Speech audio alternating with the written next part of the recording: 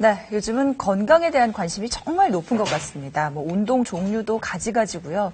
또 음식도 갈수록 그렇죠. 네, 자, 이런 관심을 반영해서 오늘은 특별히 건강을 위한 먹거리 얘기를 좀 해볼까 하는데 네. 이 매크로바이오틱 요리라고 혹시 들어보셨는지 모르겠어요. 네, 솔직히 저는 처음 들었는데요. 그런데 생각해보면 몸으로 직접 들어가는 먹거리만큼 중요한 것도 없는 것 같아서 한번 배워보려고요. 네, 저 배워보죠. 모은희 기자가 나와 있고요. 네. 가르쳐 주시죠.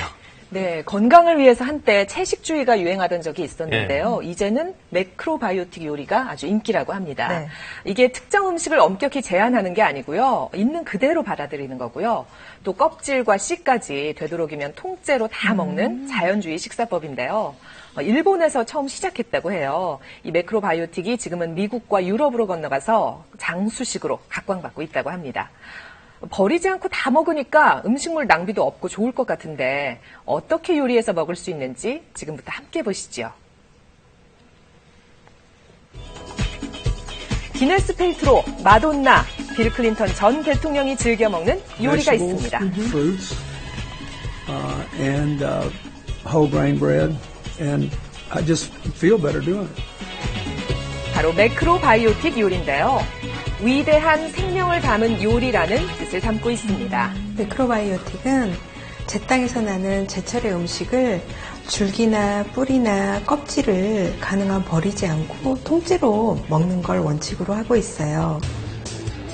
매크로바이오틱 요리는 유기농, 무농약의 곡물과 채소를 사용하고요. 육류와 유제품은 아예 안 먹기보다는 좀 자제하도록 권합니다. 최근 우리나라는 서구식 식습관이 보편화되면서 식단에도 많은 변화가 생겼는데요. 50년 전과 비교해봤더니 곡물 섭취는 줄고 육류 섭취는 6배나 증가했습니다. 이로 인해 각종 성인병을 앓는 사람도 많아졌는데요.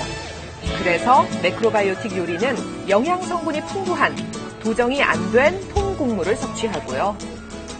사과도 껍질째 먹습니다. 껍질을 제거하지 않았을 때 항산화 성분이 22% 더 많다고 합니다.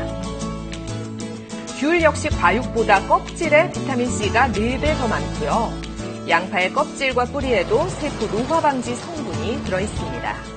채소나 과일에 뿌리나 껍질에 영양 성분이 더 많은데요. 특히 껍질에는 외부 환경으로부터 식물 자체를 보호하는 식물성 화학 성분이 들어있습니다.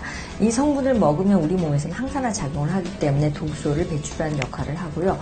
또 거친 껍질이나 뿌리에는 식이섬유가 많아서 이 식이섬유를 섭취하면 장운동을 항진시켜주고 면역력을 높여줍니다. 껍질뿐만 아니라 씨도 먹을 수 있는데요. 호박씨에는 탄수화물과 칼륨 등의 영양분이 들어있습니다. 그냥 버리지 마세요. 그리고 수박씨에도 단백질, 비타민 B 등의 영양분이 풍부하게 들어있으니까 뱉지 말고 삼켜도 되겠지요. 하지만 체리씨, 매실씨, 사과씨는 독성이 있어서 식품에 사용하면 안 됩니다. 건강을 위해 매크로바이오틱 생활을 하는 요리 연구가를 만나봤습니다. 냉장고를 열었더니 채소를 쓰고 남은 부분이 들어있는데요. 이거 버리는 거 아니에요? 보통 이렇게 팥뿌리나 또 양배추 심지 이런 거를 이렇게 손질하신 다음에 버리시는데 저는 그런 거를 다 요리에 전체로 쓰고 있어요. 어떻게 쓰시나요? 팥뿌리는 그냥 씻지 말고 칫솔을 사용해서 이물질을 꼼꼼하게 제거하고요.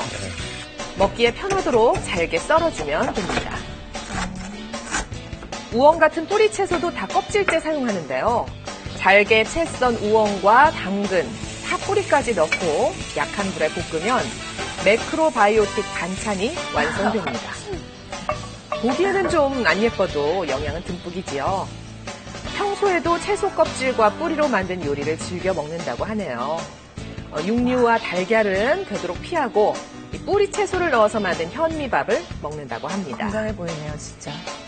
매크로바이오틱 식단으로 오랫동안 앓고 있던 병도 나았다고 하는데요.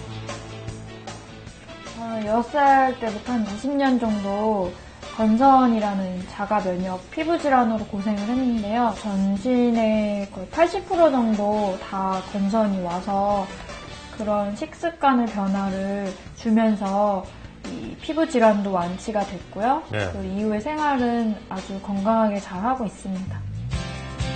매크로바이오틱 요리, 우리도 집에서 한번 만들어 볼까요? 매크로바이오틱은 껍질째 먹어야 되기 때문에 껍질을 잘 씻어 주셔야 되는데요. 보통 좀 거친 소를 준비해 두셨다가 문질러서 씻으시면 돼요. 껍질을 깨끗하게 닦고 연근과 당근을 채 썬 후 끓는 물에 익혀줍니다.